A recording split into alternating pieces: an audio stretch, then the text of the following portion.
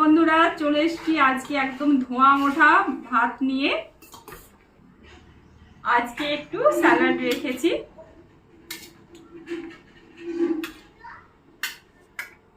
তো আছে আজকে করলা ভাজা।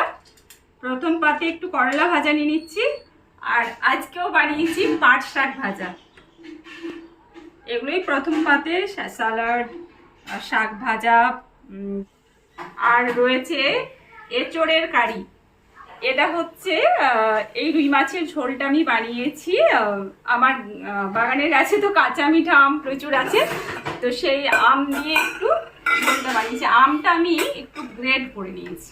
রেসিপিটা শেয়ার করবো। গরমের দিনে এই মাছের এই ঝোলটা খেতে বেশ ভালো লাগে। একটু আমের পাতলা ঝোল চাটনি।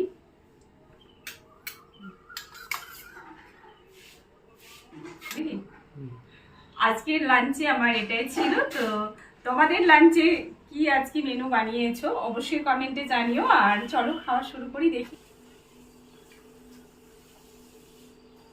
খাওয়া শুরু করলাম, টাটা।